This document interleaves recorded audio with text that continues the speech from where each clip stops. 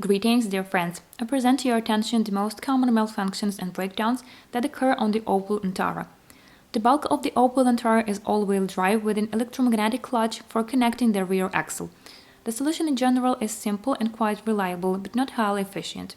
The mechanical part of the transmission of front-wheel drive cars is completely reliable. CV joints are able to pass for 200,000, and usually their restores is limited by the state of the anthers.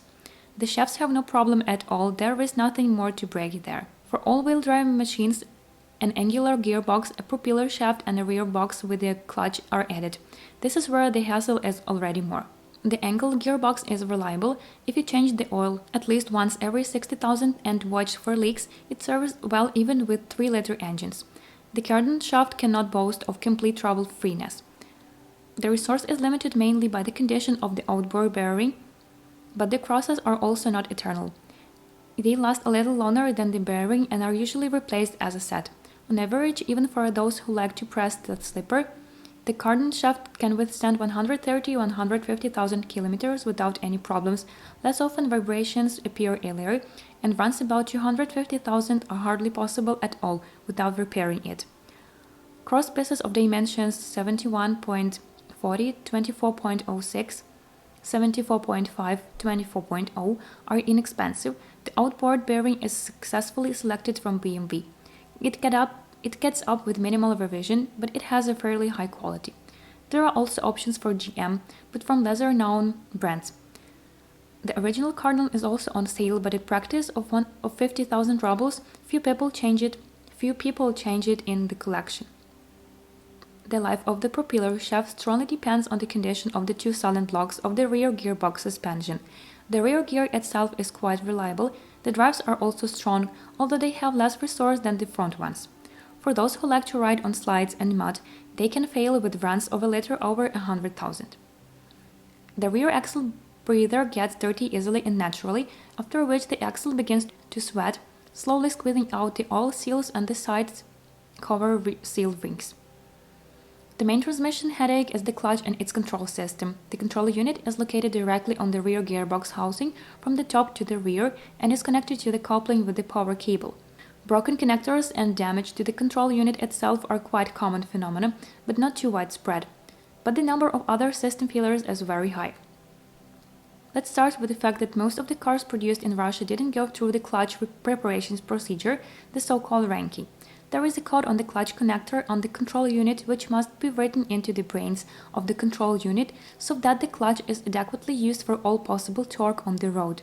The maximum coupling torque can even be over 2000 nanometers, but for most machines the couplings it is limited to 800 or 1000 nanometers. Of course, this is not the motor torque, but the torque that takes into account the gear ratio of the gearbox. So transferring all the moment to the rear axle in the first gears will not work even with the weakest engine. Without ranging, the moment and response time are set to a minimum, which affects the passability. ESP system failures, sensor failures, breakdowns of the clutch itself and errors hanging in the memory of the control unit easily make the car front-wheel drive. Moreover, the owner learns about this only after the front wheels are buried in the snowdrift. The system is in no hurry to warn about the disconnection of the clutch and the limitation of the torque, especially if the control unit simply doesn't get in touch. It is quite simple to check the clutch. When reversing, the rear wheels are always connected, and if they do not slip at the same time, then the clutch doesn't work. On cars after restyling, the clutch control software was seriously changed. It is preventively blocked when there is a large demand for engine thrust, and not only when the front axle slip has already been identified, and in general the system has significantly improved cross-country ability without major changes in the transmission hardware. The clutch itself is reliable and you can break it mainly by bathing in water, vibrations from the propeller shaft or regular pokatushki off-road with prolonged slippage.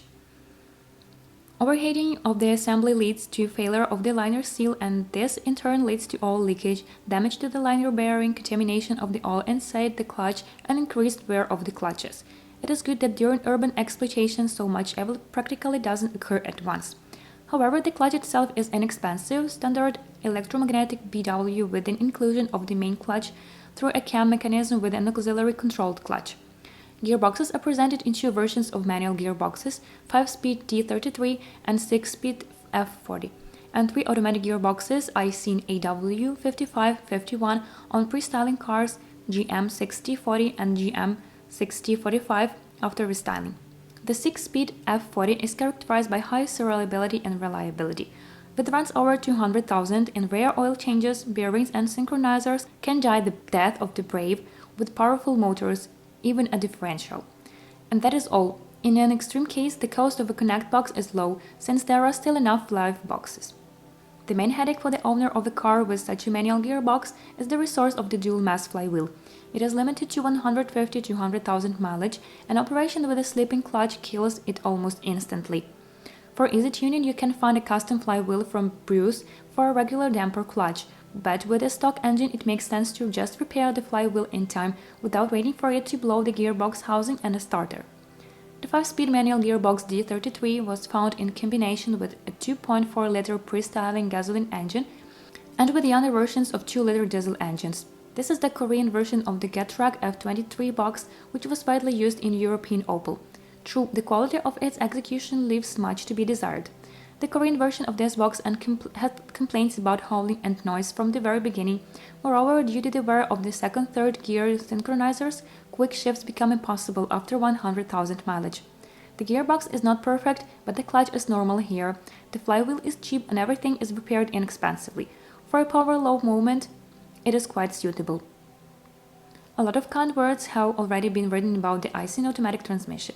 The boxes of the AW5551 series are enlarged and improved versions of the 5550 box, and they are free from childhood diseases. A characteristic feature of this series is the high sensitivity of the valve body to oil contamination and wear of the valve body plate. It is very difficult and expensive to eliminate this malfunction, and the spare parts only contain the valve body assembly. However, it is not difficult to find non-original Zonex solenoids and repair kits for it. The only question is the quality of hydraulics repair. The mechanical part is successful and reliable. The only pity is that quite often the maintenance schedule doesn't include mandatory oil changes. And for this automatic transmission it is extremely important, and it's better to do it more often than the standard 60,000 kilometers. Better yet, provide external filtration and good cooling. The box is distinguished by a low resource of block-in lining of the gas turbine engine. It is single here and doesn't like frequent use. If critical wear of the linings is missed, a adhesive layer is triggered and heavily contaminates the valve body with wear products. How long the linings will live is a big question. In a car of an average driver, they reach 200–250,000 kilometers, but the racers can kill them even for 100,000 kilometers. The box has proven itself well on Opel and Volvo cars, but with age it became clear that its resource strongly depends on the quality of service. In addition, replacing the valve body assembly with the original one costs more than 80,000 rubles, so few people decide on this. Piece repairs usually do not solve problems, but only slightly postpone the period of full and expensive restoration. The automatic transmissions of the GM 6040, 6045 series turn out to be a real nightmare for the owners. I will only note that on the heavier crossover, mechanical breakdowns were much more common than on a regular sedan. A rare Antara with a mileage of more than 60,000 kilometers did without repairing the box. Moreover, it was quite expensive. Here you need to be afraid of the manifestation of the trolleybus sound, which indicates problems with wear of the planetary gears or differential shocks when switching ranges, wear of the chain or valve body, prolonged shift of 4th–5th gears, problem with the 4th, 5th, 6th drum or wear of the valve body plate. Almost all boxes have received an update of the solenoid kit. Many have been repaired more than once. But even with all the improvements, the electronics very heavily load the mechanical part of the automatic transmission, and for those who like to drive, the wear will always be significant. Owners of cars with 2.4-liter engines during repairs often do not change the rear planetary gear, but limit themselves to the collective farm method of pinning the satellite axles. Check that the box is repaired normally by a bulkhead with a replacement of spacer washers. The automatic transmission is extremely sensitive to oil contamination and its temperature, and as a result a car with automatic transmission, even with careful maintenance and modernization with the installation of an external oil filter and a large automatic transmission radiator, lags behind Aisin in terms of reliability. When crossing a car after restyling, there is no alternative but try to take as fresh a car as possible with a fresh version of the box and control software. Boxes on cars produced after 2014 have become much more reliable. There are practically no yearly failures, but the bulk of cars have barely crossed the critical threshold of 60,000 kilometers. The main engines of the Opel Antara are 2.4-liter inline-fours with two completely different families. There are quite a few cars with 3.2-liter engines, significantly fewer cars with a more powerful 3-liter engine. There are more diesel cars after restyling with a 2.4 engine, but pre-styling 2-liter diesels are a rarity. It was not possible to find a car with a 3.6-liter engine on sale in Russia, but they come across. Most often this is a result of a swap instead of a 3.2-liter engine, which is expensive to repair. There are a lot of 3.6-liter engines, so sometimes it's easier to order a contract unit from the USA. There are not many common problems with motors. I would like to note the caps of the expansion tanks, which should be replaced every few years and tightened correctly, not all the way so as not to pinch the valve, otherwise the system will not air when filled. The overrunning alternator clutch and crankshaft pulley are also not the most reliable elements, but they just need to be monitored. Stove valves over the age of 10 years do not respond well to an increase in pressure in the cooling system and can leak sharply. Before styling the 2.4-liter Z24XE series, engines were repeatedly criticized for their low power and old-fashioned design. Indeed, the cast iron block of cylinders of this engine is essentially the same as on Opel cars of the 70s. Of course, it has become lighter and the working volume here is no longer 1.6 but 2.4 liters. And the cylinder head and attachments here are almost the same as on the 1994 X20 XEV engine. By the way, the power of this 2-liter engine is the same, 136 horsepower. The degree of forcing was clearly not chased, the engine was deliberately made grassroots and high torque. But this is extremely simple in design, very cheap to repair, and the resource for 350 or even 500,000 kilometers speaks for itself. Flaws, of course, they are. The crankcase ventilation system is weak and the cylinder head cover is plastic. Of course, it flows like a steam at the slightest overheating, especially on older motors. Old motors with a worn piston or simply clogged and broken tubes. The exhaust manifold can crack, the large die-cast structure has no temperature-compensated fasteners, and its shape is poor. The intake manifold is actively contaminated, and the geometry change system fails due to carbon deposits on the intake. Timing belt resource is average 60,000 kilometers. When replacing it, it is better to replace the pump as well. It is driven by the timing belt with its inner ribbed side, and when it gets jammed, the belt will break off exactly. Everything pays off with low cost of components, proven design and long-known methods of treating problems. In general, do not neglect car before restyling. They have their advantages. At least the operating cost will be low. Although there will be no any savings on fuel, even with a manual gearbox, consumption for 15 liters in the city is insured. The 3.2 liters V6 engines of the Z32 SE series before restyling and the 3 liter A30XH, A30HF series belong to the GM high-feature engine line, widely represented on American and European cars. Please note that the designation Z32 SE also has motors of a completely different series with a timing belt, which were installed for some time on the Opel Vectra C. The GM high-feature family is made in an aluminum block with cast iron sleeves and a timing chain. Engines with a volume of 3.2 liters are slightly simpler in design than 3-liter ones. They have no time adjustment and a simple distributed injection.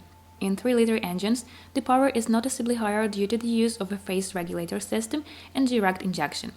With the general similarity of design and belonging to the same series, the motors have almost no identical parts. The service life of engines of this family is quite large, often over 300,000 kilometers, but unfortunately they are expensive to maintain. They have mainly large wear parts and nuances in maintenance after a run of 150–180,000 kilometers, and the more complex the motor, the highest the cost of repairs. Obvious disadvantages include temperature sensitivity and ease of overheating. The very high thermal load makes high demands on the quality of the entire cooling system. The rings are buried by the slightest overheating, and the situation is complicated by the accompanying numerous oil leaks. In addition, there is a complex timing design with 3 chains in the drive and a pack of dampers and tensioners. Of the advantages, we note only quiet operation with low mileage. But in the repair and operation, these motors are a real punishment. First of all, this is a problem with the timing resource, which fluctuates widely. Often the chains start knocking when the mileage is less than 60,000 and it is not worth pulling with replacement. They jump easily. And they can serve more than 200,000, then how lucky. The share of luck can be increased. A slightly increased oil level, the change interval is every 10,000. And it's better to fill not GM oil but something better. Usually replacing a timing belt results in a complete bulkhead of the motor, since for high quality performance it will require its removal from the car. The second significant nuance is the price of timing belt repair. The original kit or Chloe's are very expensive. Only the main chains cost more than 40,000 rubles and they do not include dampers and tensioners. Altogether, only in detail pulls around some. In addition, the lower damper and the tensioner are tied to the oil pump housing, and the damper is not supplied separately, and the tensioner will have to be replaced with a new model part. So this is even more than 40,000 joint just for iron. With work, the price are quite Mercedes. Well, or you have to sacrifice quality. In addition, during the bulkhead, the probability of error is high. The design is replete with original solutions in the form of strange fastener sealing schemes, complex sealing application schemes, and interesting design of the pump and the front cover as a whole. In general, the motors of this series are clearly made for 5 years of leasing and 100,000 mileage, after which it is better to immediately drag them to a landfill. In addition, these motors have a bunch of other smaller breakdowns. The catalyst disintegrates quickly enough, the inlet requires ring replacement, the piston group also wears out. And for 3-liter engines, you still need to clean the wells from carbon deposits, regularly change the injection pump, and with particular zeal to monitor the cleanliness of the gas tank and fuel system. The appetite, despite all the innovation, is not childish for the engines of this series. In city mode, it easily goes beyond 20 liters, so high performance will not justify all the problems. They provide decent dynamics, but this is where their advantages end. In general, motors are for lovers of dynamics and traction with a big wallet. But this is clearly not the audience for the Opel brand. Engines with a volume of 2.4 after restyling are A24XE, A24XF engines, also of American origin, with a fairly high power and more modern. The design is quite progressive: an aluminum block, cast iron sleeves, a timing chain, pace shifters, a pump drive from a camshaft. All this with the widespread use of a secondary aluminum. All this is surprisingly efficient, easy to repair, and even the resource of these motors is only slightly less than that of the old cast iron.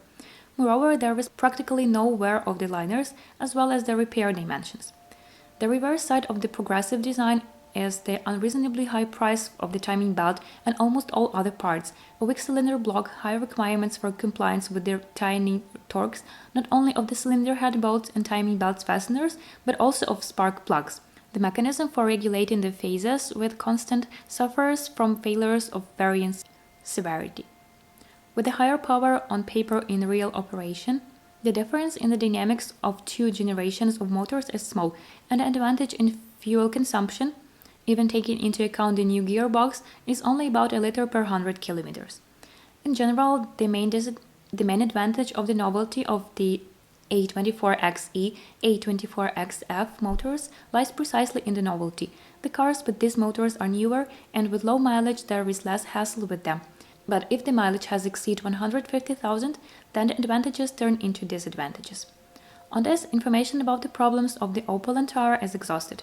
If you know more or do not agree with what you heard, I'm waiting for you in the comments.